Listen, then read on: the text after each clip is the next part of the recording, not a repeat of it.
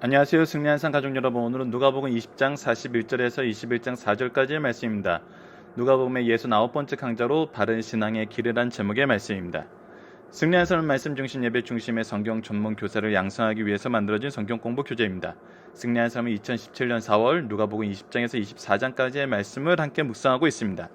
승리한 삶은 발행이신 박유일 목사님의 구속사로 조망한 성경연속 강해집을 통해서 편집이 되어 있고요.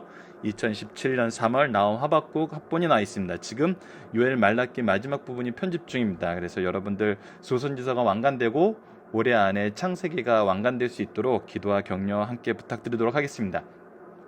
저희들 주일날 업로드되는 위크스터디를 통해서는 누가복음 전체의 내용을 살펴보면서 그 안에서 이번 달 내용, 특히 이번 달 내용 중에서 지난주와 이번 주 내용이 어떻게 연결되는지를 살펴보고 있습니다. 그 중에서 우리가 한 가지 주제를 가지고 묵상하고 있는데 그것이 무엇이었냐면 예수님께서 마지막까지 집중하신 사역은 무엇인가요? 우리가 마지막까지 집중해야 되는 사역은 무엇인가요? 자, 오늘 말씀은 어제 말씀과도 연결이 돼요. 자, 바른 국가관, 납세관, 바른 부활신앙 이런 것은 무엇이냐면 바로 하나님의 말씀과 하나님의 능력을 알지 못하는 그 어리석음에서 나오는 충돌이에요. 하나님의 통치가 이 세상 안에서 충돌돼서 좌절된다고 생각하거나 아니면 하나님의 말씀이 서로 충돌된 거나 생각한다는 것은 이 말씀에 대한 바른 이해와 능력을 이해하지 못하는 거예요. 근데 이것을 가장 이해하지 못하는 것 때문에 나타나는 것이 뭐냐면 바로 그리스도에 대한 부분이에요.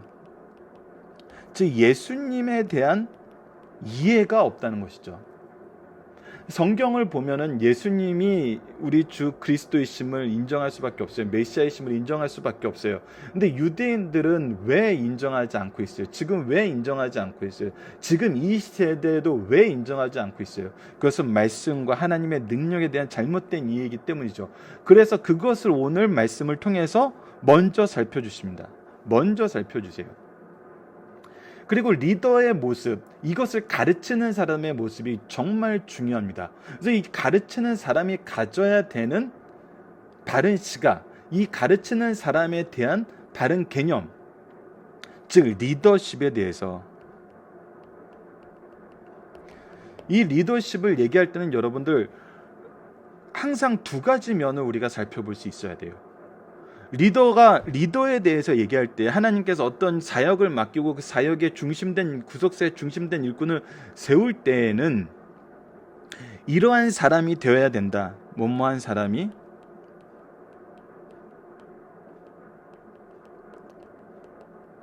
이것은 하나님의 방법을 가르쳐 주시는 거예요. 우리에게 이 모든 것은 우리가 은혜라고 고백할 수밖에 없어요. 우리의 능력으로 되는 게 없어요. 그래서 이 일을 담당한 사람이 가장 먼저 경험하는 것은 은혜이고 이 은혜 안에서 감사이고 이 감사는 필연적으로 겸손한 마음으로 가게 돼요. 그렇기 때문에 그리스도인들의 특징이 겸손인 거예요.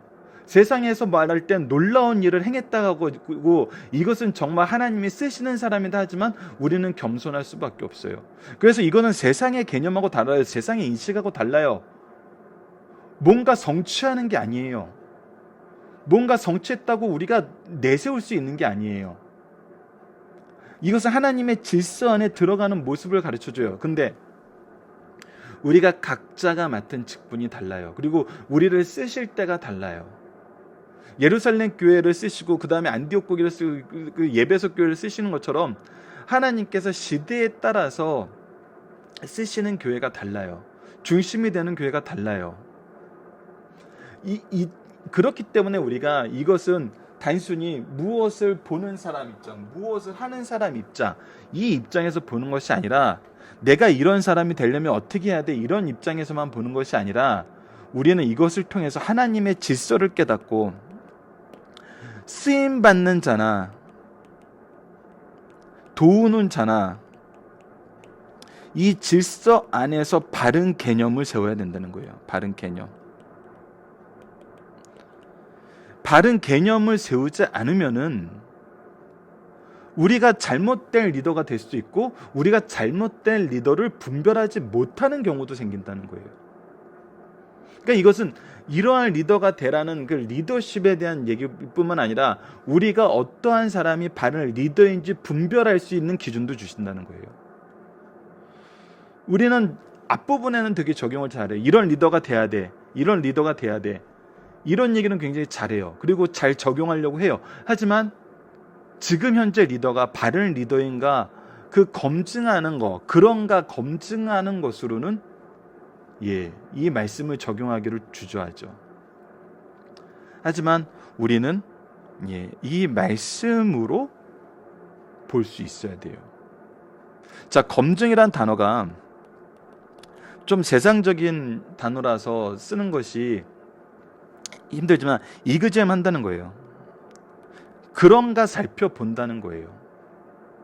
그런가 살펴보고 그렇지 않을 때는 어떻게 해야 되는지도 성경에 많은 예가 있어요. 대표적인 예가 뭐예요? 다윗의 죄를 고발한 나단 선지자. 하나님의 말씀으로 나아가서 그의 죄가 하나님 앞에 드러났고 하나님께서 이 죄를 경멸하신다는 것을 드러내는 거거든요. 그리고 그것이 우리 현대교회에서 권징,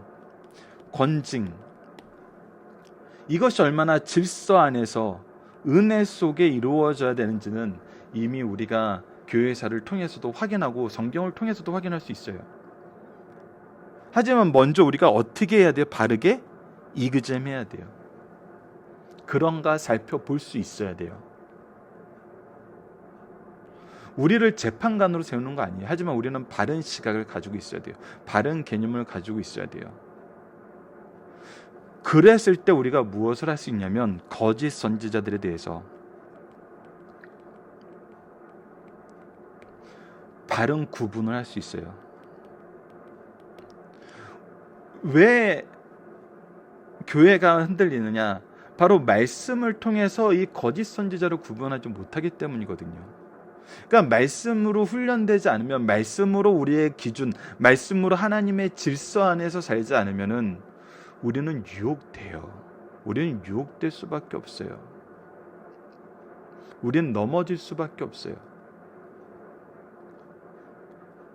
그런데 우리에게 있는 은혜는 무엇입니까? 은혜는 무엇입니까?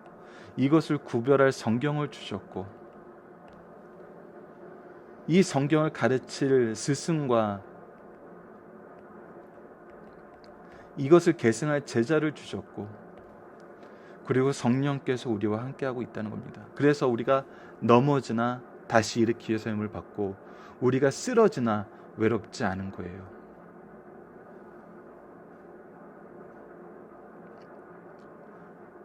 여러분들, 정말 성도들과 이 거짓 선지자들은 쓰러졌을 때에도 그 모습에서 차이가 납니다.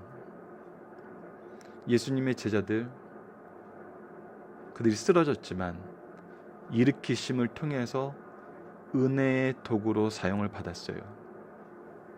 하지만 악한 자들 어떻게 됐습니까? 끝까지 그 악을 붙잡고 가다가 심판을 받게 됩니다. 그래서 은혜가 있을 때, 은혜의 손길이 갔을 때 오히려 저주하는 것을 볼 수 있죠. 일반적으로 다 일치하진 않지만 결국에는 그들에게 심판이 있다는 거예요. 우리는 이 신앙생활 하면서도 이 세상에서 때로는 안타깝지만 교회 안에서도 이것을 보게 된다는 것입니다.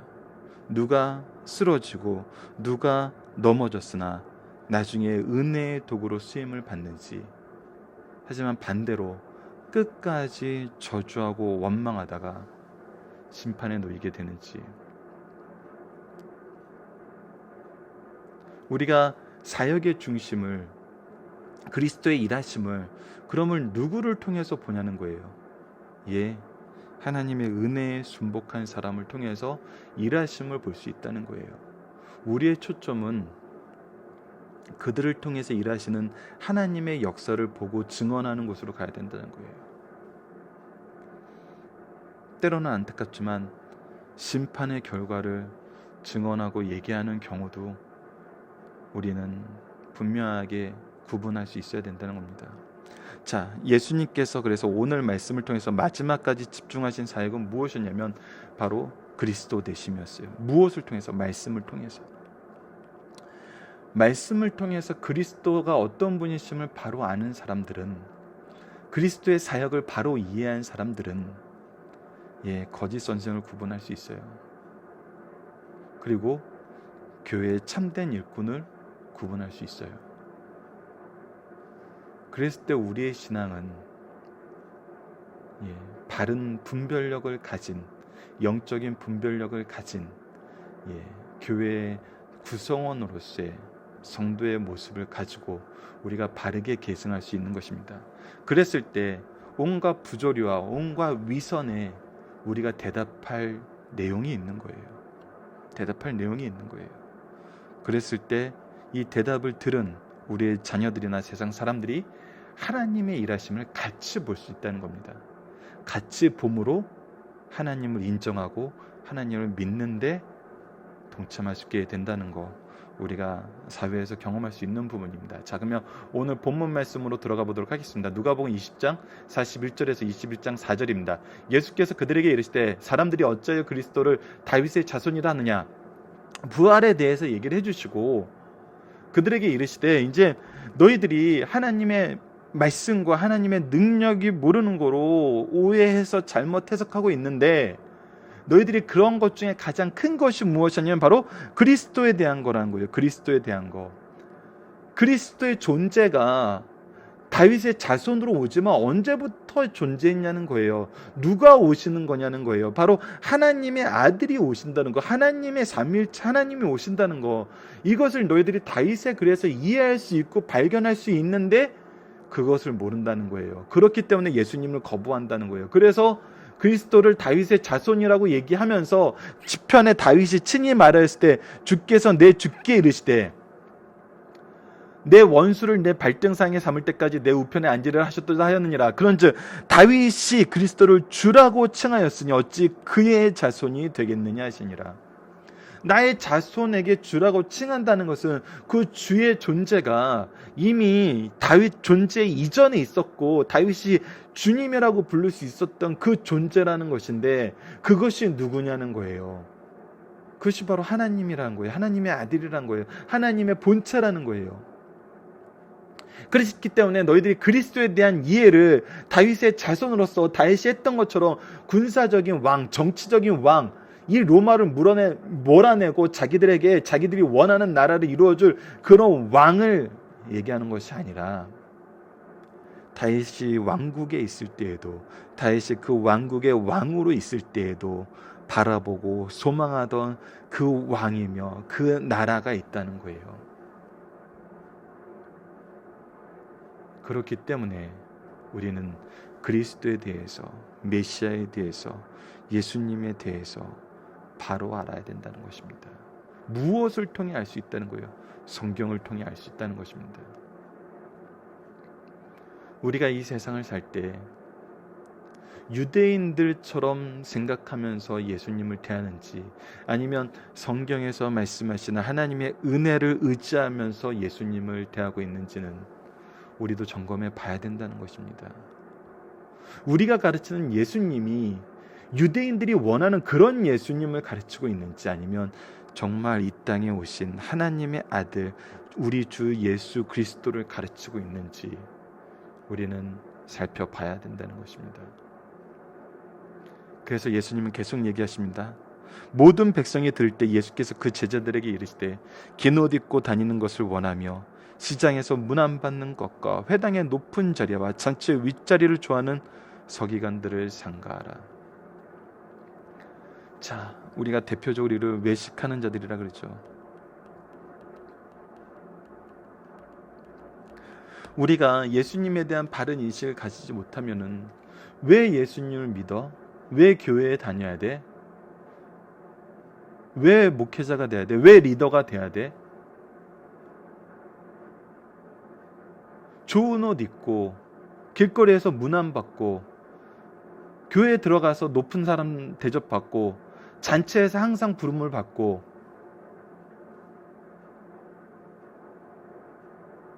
그런 것을 위해서 우리가 리더가 돼야 돼? 그런 것을 위해서 우리가 예수님 믿는 거야?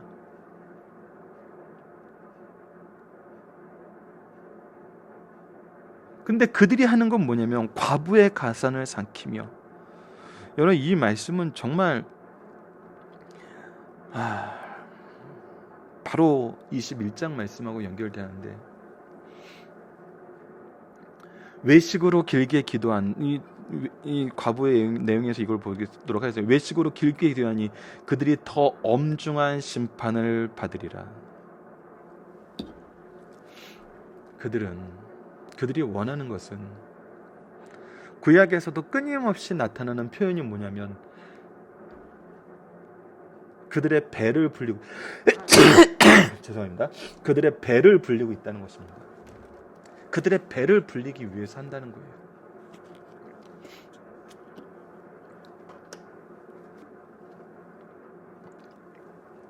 정말 오랜 세월 우리에게 경고된 말씀 중에 하나잖아요. 무엇을 위해 리더가 되고자 하는 거냐고요. 참, 제가 받은 가장 큰 유산 중에 하나는, 정말 아버님께서 이렇게 박열 목사님이 연속 강해집을 계속 집필하고 계셔서 저로 하여금 말씀을 끊임없이 보게 만들고 전체를 보게 만들고, 그러면서 요즘에 공부를 하면서 또 깊이 보게 만들고, 유기적으로 보면서 정말 아버지로부터 받은, 어려서부터 한 교회에서 교육받으면서 얻은 그 말씀의 유산이 너무나 큰 것이 저에겐 가장 큰 은혜이고 하나님께서 주신 가장 큰 선물이죠. 두 번째는 우리 가정이, 또 아버지가 목회하시던 교회가 한 번도 물질적인 부분에 시험당하는 삶을 살지 않았다는 거예요. 하나님께서 필요하실 때마다 주신다는 거예요. 하나님의 방법이 있다는 거예요. 그래서 내가 내 배를 채우기 위해 특별한 욕심을 부리지 않아도 되었다는 거예요. 욕심이 내 배를 채워줄 수 없고, 왜? 우리의 욕망은 끝이 없으니까. 하지만 순종이 우리에게 일용할 양식 주심을 우리는 확인하게 된다는 거예요. 그래서 앞으로 모든 일을 할 때 가장 자유하게 되는 부분이 뭐냐면 바로 이 물질적인 부분이라는 것입니다. 하나님의 일을 할 때는 하나님이 주세요. 하지만 나의 욕심을 채우려고 할 때는 항상 외식하게 됩니다. 거짓말하게 만들어요. 그 거짓말이 무서운 것이 무엇이냐면, 여러분, 왜 이 서기관들이 이런 외식에 쌓여 있냐면, 그들의 거짓말을 대변할 이론을 만드는데, 그 이론이 말도 안 되는 이론인데 그들은 그 이론을 만들고 잘 만들었다고 생각해요. 그 때로는 사람들이 그 이론을 받아들이고 인정해 주는 것 같아요. 요즘에 재판에 대해서 우리가 관심을 많이 가지는데, 한 패널이 그런 얘기를 하더라고요. 그 검찰에 불려나간 사람들이 나가서 검찰하고 이렇게 얘기를 잘 하고 오면은 되게 뿌듯해한대요. 검사가 자기 말을 이해한 것 같고, 자기의 변명을 이해한 것 같고, 자기의 변명을 수긍하는 것 같고, 그래서 더 열심히 얘기를 한대요. 나는 이래서 이렇게 됐고 저래서 저렇게 됐고 이러한 이유로 이러한 일이 생기게 됐고, 막 자기 나름대로의 논리를 막 밝혀서 정말 열심히 다 얘기하고 온대요. 검사는 그걸 또 다 잘 들어준대요. 아, 그렇군요. 그래서 그렇죠 하면서 다 잘 들어준대요. 근데 나중에 가보면은 검사들은 그들의 진술 안에서 무엇이 죄고 무엇이 잘못된 건지 정확하게 구분해서 공소장에 쓴다는 겁니다. 그러면은 그 진술하고 간 사람은 이해를 못 한대요. 아니, 내 얘기가 다 이해될 정도로 그들이 얘기했던 건데 왜 이게 죄가 되는 거지? 이 외식하는 사람들이 그렇다는 거예요. 죄에 대한, 자기 거짓말에 대한 이유와 이론을 막 만들고 그것이 옳은 것처럼 생각하고 살아요. 근데 누구의 기준으로 봤을 때? 하나님의 기준으로 봤을 때, 말씀의 기준으로 봤을 때 이것은 외식하는 거라는 거예요. 잘못하는 거라는 거예요. 그들의 배를 채우기 위한 거라는 거예요. 하나님이 주시는 은혜랑은 전혀 상관없는 거예요. 하나님의 일이랑은 상관없는 거예요. 예수 그리스도를 바라보는 삶이라는 건 전혀 상관이 없다는 거예요. 이런 사람 상가해야 된다는 거예요. 이런 사람 되지 말라는 거예요. 이런 삶을 위해서 제자들을 세운 게 아니라는 거예요. 그래서 제자들에게 강조하여서 말씀하시는 거예요. 그리고 무엇을 보라는 거예요? 자기 의를 위해서 사는 사람을 보는 것이 아니라, 많이 가졌고 많이 베푸는 것 같고 많이 누리는 것 같고 많은 영향력을 가진 것 같지만 이런 외식하는 자를 바라보는 삶을 사는 것이 아니라, 그런 신앙생활하는 것이 아니라 바로 두 렙돈을 넣는 이 과부와 같은 사람을 보라는 거예요.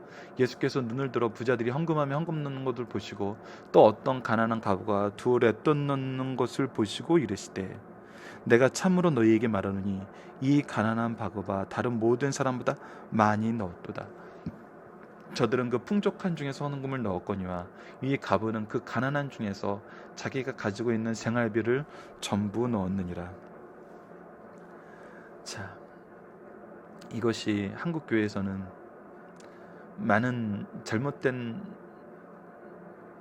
분들에 의해서 잘못된 해석으로 나온 것이, 그러니까 너희들도 전 재산 하나님께 바쳐 라는, 이런, 왜 이 말씀이 전혀 맥락이 연결이 안 돼요. 여러분들, 이 가난한 과부는 예수님이 재산 전부 하나님을 위해서 써야 된다 라고 얘기해서 이렇게 했나요? 그리고 헌금이라는 의미는 무엇인가요? 여러분들, 전 재산에 대한 예수님의 언급은 누구에게 있었죠? 부자 청년에게 있었어요. 그것은 무슨 뜻이었냐면 하나님의 일하심의 목적에 맞는 삶을 살아가는 거였어요. 목적에 맞는 삶. 가난한 자에게 주고 나를 따르면 하나님께서 더 채워주신다는 거예요. 하나님께서 목적에 맞게, 하나님의 뜻에 맞게, 하나님이 주시는 그 의미에 맞게 일했을 때, 우리가 달란트 비유에서도 예수님께서, 주님께서 명령하신 그 일을 했을 때 채워주시는 것처럼 하나님이 일하시는 자에게 주신 은혜의 원리를 가르쳐 주시는 거거든요. 이 과부는 뭐하는 사람이었다는 거예요. 뭐하는 사람? 바로 이 하나님의 원리 안에서, 하나님의 뜻 안에서 순종하는 삶을 살았던 사람이란 거예요.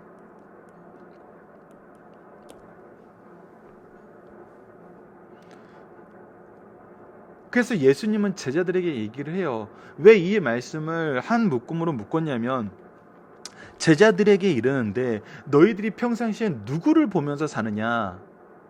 외식하면서 능력 있고 세움받은 것 같고 사람들에게 이렇게 무슨 어떤 무엇인가를 성취했던 사람을 보면서 사느냐, 아니면 하나님께 순종하는 사람들을 보면서 너희들이 사느냐는 거예요.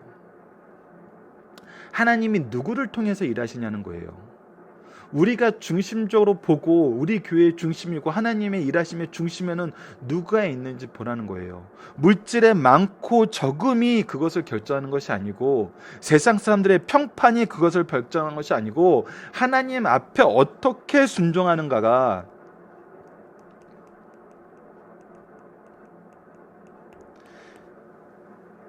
왜 순종하는가, 어떻게 순종하는가, 그리고 그를 통해서 하나님은 무엇을 이루시는가?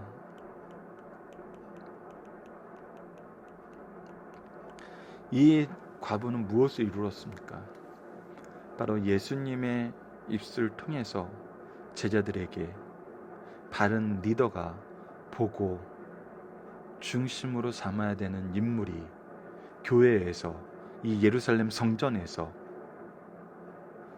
기독교 공동체에서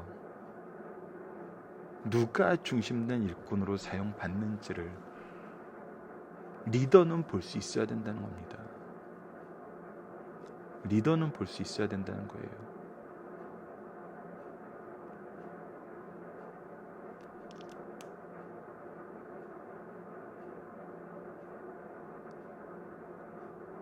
일주일 내내 힘들게 일하고 밤새 일하고 그래도 바칠 게 없어서 헌금도 못 가지고 가서 간신히 예배당에 갔는데 졸았어요. 그런 사람들은 욕먹어요. 교회 왔으면 예배나도 제대로 드리고 예배 올 때는 헌금이라도 좀 챙겨서 와야지. 하지만 여유 있게 살면서, 편안한 삶 살면서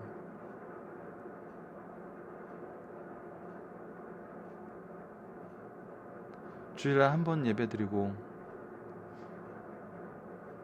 편안하게 왔다 갔다 하는 사람들은 오히려 존귀함을 받고 주목을 받죠. 우리가 바른 신앙의 길을 간다는 것은 예수 그리스도를 바로 아는 것과 세상의 관점이 아니라 하나님의 관점에서 교회의 구성원들을 볼 수 있는 영적 통찰력이 있어야 된다는 것입니다. 특히 리더들은 더더욱 그러하다는 거거든요. 우리가 잘못된 외식자의 길에 서지 않는 것도 중요하고, 그보다 더 중요한 것은 누가 진실로 하나님 앞에 순종하기 위해서 무릎 꿇었느냐를 볼 수 있는 것도 중요하다는 것입니다. 왜? 교회는 그런 사람들을 통해서 하나님이 역사하시니까. 그래서 리더는 누구를 위해서 더 기도해야 될까요? 기도하는, 물론 이 두 가지 사람들을 다 위해서 기도해야 됩니다. 하지만 이 과부의 삶을 돌봐주고 이 과부를 통해서 일하시는 하나님의 은혜를 전하는 쪽이 훨씬 더 복음적인 것이라는 겁니다. 이들을 욕하고 이들을 비난하고 이들과 전투하는 삶은 그것 또한 성경적인 방법은 아니었습니다. 그 부분 우리가 사도행전에서 볼 수 있죠. 그러니까 우리의 사역의 방향과 우리가 관심의 방향이 어디에 돼야 되는 것이 바른 신앙의 길인지 분명히 보여주고 있어요. 재미있게도, 재미는 없죠. 슬프게도 우리는 교회 안에서 외식을 비난하는 데는 굉장히 편하고 즐거워하지만, 교회 안에서 참된 순종을 위해 헌신하는 사람의 삶을 돌보는 데는 인색하죠. 헌신하는 삶을 인정하는 데 인색하고, 그 헌신의 삶을 돕는 데 인색하고, 연약한 영혼들을 어루만지는 데 인색하죠. 하지만 저는 이것은 이제 변해간다고 보고 있습니다. 인색했던 이유는 무엇일까요? 우리가 인색했던 이유는 우리가 하나님의 질서를 모르기 때문이거든요. 하나님의 기준을 모르기 때문이거든요.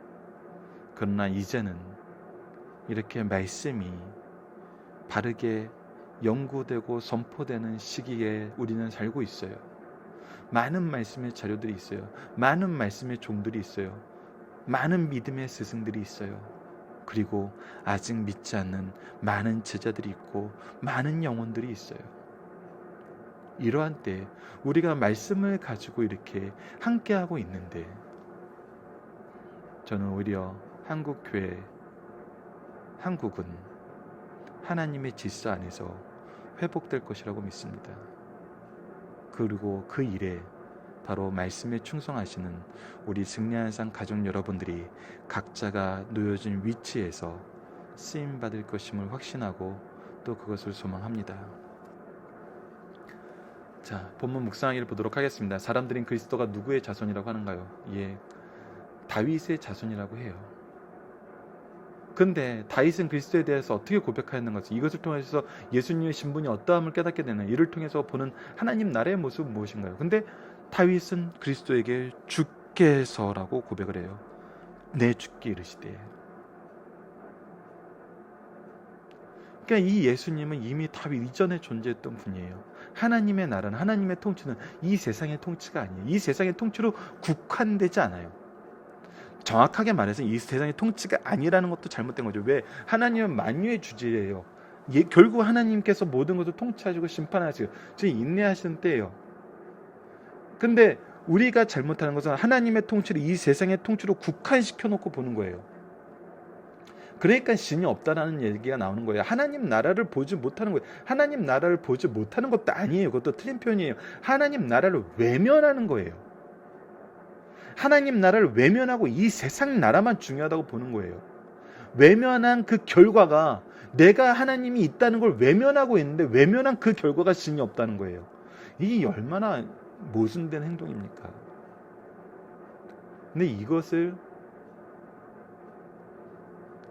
죄의 특징이에요. 왜 죄의 특징이에요? 죄의 특징은 뭐예요? 남의 탓을 하는 거예요. 하나님의 존재를 알아요. 하지만 하나님의 역사하심이 내 마음에 들지 않아요. 그래서 하나님이 외면했어요. 하나님을 외면한 건 죄예요. 근데 이 죄를 내 죄로 여기고 싶지 않아요.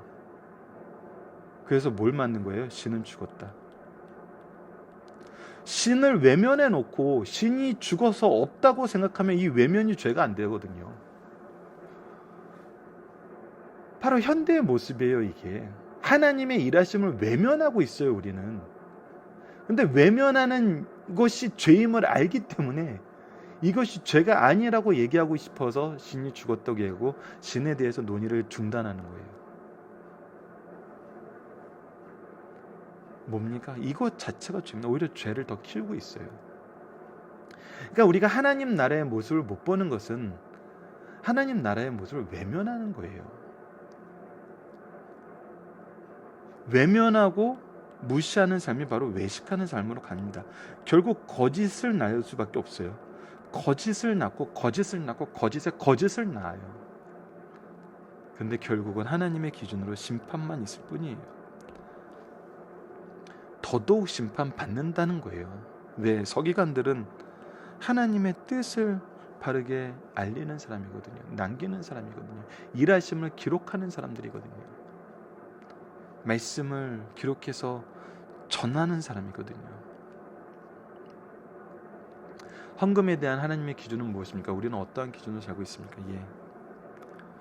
헌금에 대한 하나님의 기준은 하나님의 통치의 순종입니다.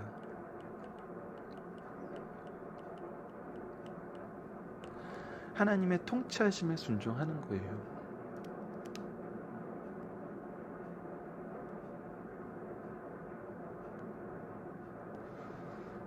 이 부분에 대해서 우리가 많은 연구와 많은 해석이 있어요. 하지만 오늘은 이 과부의 내용 하나만 보지 않고 전체 내용 안에서 보는데, 이 볼 때는 제자들에게 이것을 가르쳐준 이유는 뭘 보라는 거죠? 외식하는 자를 보는 것이 아니라 하나님의 통치에 순종하는 자를 통해서 일하시는 하나님을 보라는 거예요. 누구와 함께 일하고 누구에게 우리의 자원과, 그러니까 이 과부를, 그러면 이제 하나님이 어떻게 일하시나 보자, 지켜보자, 이렇게 있으라는 것이 아니죠. 우리는 또 무엇이 돼야 돼요? 바로 이 과부를 돕는 손길이 돼야 돼요. 이 과부의 순종의 삶이 끊임없이 이어지는 그런 은혜의 통로가 되는 삶을 살아야죠. 왜? 우리에게 그럴 수 있는 능력과 자원을 이미 허락해 주셨으니까. 어떻게 보면 이 말씀은 한편의 목회론적인 서신이라고도 볼 수 있습니다. 예수 그리스도에 대한 이해와 교회의 중심된 일꾼들의 모습과 중심된 일꾼들이 나아가야 되는 방향, 결국은 예수 그리스도를 통한 영원의 삶을 우리가 이끄는 것이 우리의 삶명이라는 것입니다. 자, 중심 사상을 보도록 하겠습니다. 우리가 잘 알고 있는 바와 같이 예수님께서 육신의 몸을 입고 이 땅에 오셔서 사역하신 마지막 주간, 고난 주간은 예루살렘에 입성하심으로 시작된다. 본문 말씀을 주신 시기는 고난 주간 화요일, 장소는 예루살렘 성전 아니다. 본문의 배경은 예수님께서 유대 지도층 인사들로 인해 더럽혀진 성전을 청결케 하신 사건과 마지막으로 성전에서 심혈을 기울여 천국 복음을 가르치신 것이다. 이때 유대 지도자들은 그토록 기다리던 메시아가 그분을 확인하고 지금까지 지은 죄를 회개하고 주를 영접하여 백성에게 증거해야 했다. 그러나 이들은 정상적인 사고와 행동을 하지 못하고 세 차례씩이나 거듭되는 어리석고 음흉한 질문으로 하나님의 뜻에 역행하여 예수를 책잡아 죽이려 하였다.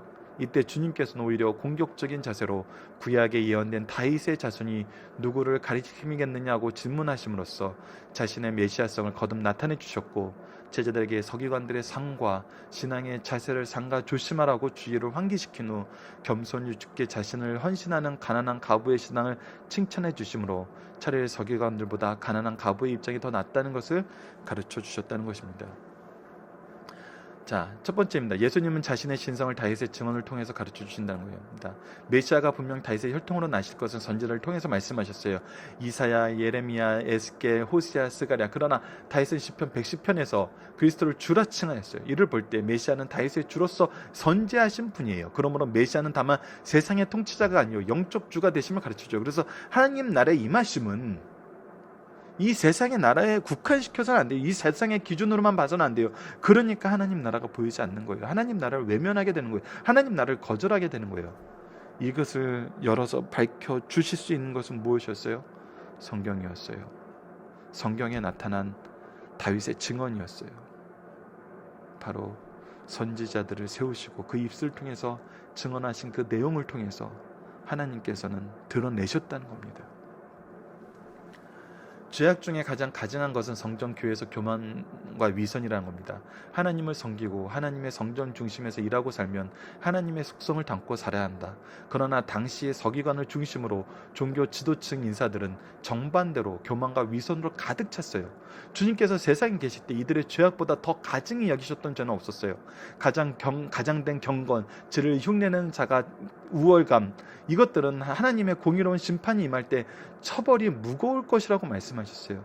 성도에게 교만과 위선은 주님께서 가장 가증하게 여기시는 것이라니 멀리해야 된다는 말씀을 우리에게 해주시고 있습니다. 여호와의 눈은 어디서든지 악인과 선인을 감찰하신다는 겁니다. 하나님의 눈앞에는 선악과는 모든 것을 벌거벗은 것 같이 드러나요. 하나님께서는 특별히 지극히 작은 자의 작은 성까지 귀히 보셔요. 그러므로 세상에선 부하나 하나님에 대해서는 부여치 못하고 가난한 자는 차라리 세상에서 가난한 것만 못하다는 것을 우리에게 분명히 얘기해주고 있어요. 부자가 부로 인하여 멸망하는 것은 어리석은 것이나 거저 받았으니 거저 주신 것은 지혜요 금세한 느시에 복이 있는 사람이라는 것입니다. 여러분들 살펴보기 정답은 카페를 통해서 확인해 주시고요. 적용합니다. 우리가 가진 예수님에 대한 신앙, 직분자로서의 사명, 헌금에 대한 자세를 점검해 봅시다. 여러분, 예수님에 대한 신앙은 하나님의 통치와 그리스도 되십니다. 이것은 구약에서부터 꾸준히 나타나고 있어요. 하나님의 통치와 그리스도 되심. 이것은 하나님의 나라라는, 하나님의 왕국이라는 개념으로 우리에게 잘 정리된 내용들이 너무나 많습니다. 우리가 언약 신약 안에서도 하나님의 나라와 통치를 우리가 살펴봤어요. 토요일날 업로드됐던 특별 강좌를 통해서 여러분들과 공유한 적이 있습니다. 그래서 예수님에 대한 이 내용은 우리가 바로 일하죠. 그리고 직분자로서의 사명은 무엇이냐면 이 하나님의 질서 안에서 일하는 거예요. 하나님의 은혜를 사모하는 사람들의 모임이에요. 이것을 먼저 누린 사람들의 감사와 겸손의 신앙이에요. 그랬을 때 헌금에 대한 바른 자세가 생기고, 우리가 직분자로서의 사명은 누가 말씀에 순종한 자이고 하나님의 역사에 중심일 뿐이냐는 거예요. 위선자들이 아니라는 거예요. 자기의 목적을 위해서 믿는 사람들이 아니라는 거예요. 충성하고 헌신하는 사람이라는 거예요. 그들이 겨자씨만큼 작고 연약하여도 하나님은 그들을 통해서 하나님의 일을 이루신다는 겁니다. 지도자들이 어디에 포커스를 두는지가 여기서 나타나요. 위선자들과 아무리 어울려봐야 교회 성장하지 않습니다. 위선자들을 통해서 하나님이 교회에 허락하시는 것은 없어요. 하지만 하나님 앞에 순종하고 연약한 영혼들을 통해서는 하나님께서 일하십니다. 그들을 살피고 보살피게 하시기 위해서 우리를 채우세요. 우리에게 시간과 재능과 물질을 허락해 주세요. 나 개인에게 허락해 주는 것을 넘어서 이것을 채우기 위한 일꾼도 보내주세요. 그렇기 때문에 우리는 누구를 봐야 됩니까? 누구를 돌보는 삶을 살아야 돼요. 교회는 어떤 사람들의 모임이 되어야 됩니까? 어떤 사람이 들어올 수 있는 곳이 되어야 될까요? 이것을 보면은 현대 교회에 떠들어와 다니는 어떤 잘못된 사상이 잘못 해석된 것임을 우리가 볼 수 있어요. 여러분들, 오늘 말씀이 좀 길었고 좀 사이드적인 부분이 없잖아 있지만,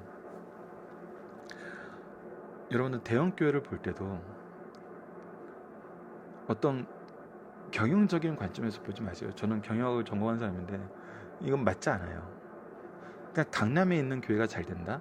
몫이 좋아서 잘 됐다? 어떤 계기가 있어서 잘 됐다? 무엇이 있으니까 잘 됐다? 그건 다 세상적인 관점이에요. 하나님이 그렇게 교회 확대시키지 않으세요.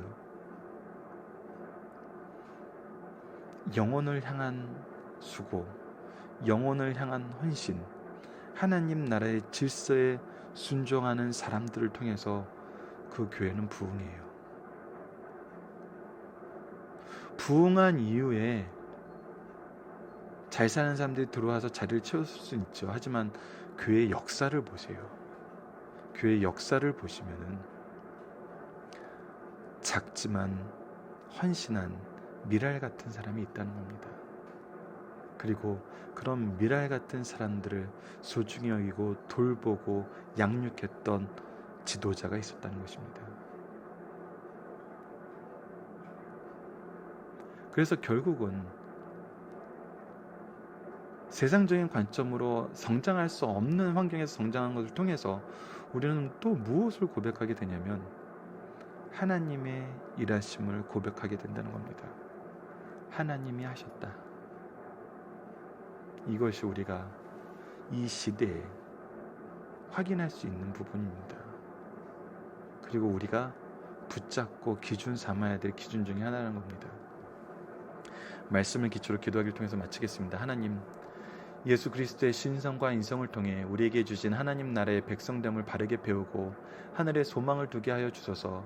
은혜 가운데 먼저 세우심을 받은 자로서 겸손과 섬김을 통해 양육하는 리더가 되게 하여 주소서. 그리고 바른 물질관을 통해 하나님의 뜻대로 사용하는 청지기가 되게 하여 주소서. 예수님 이름으로 기도드립니다. 아멘.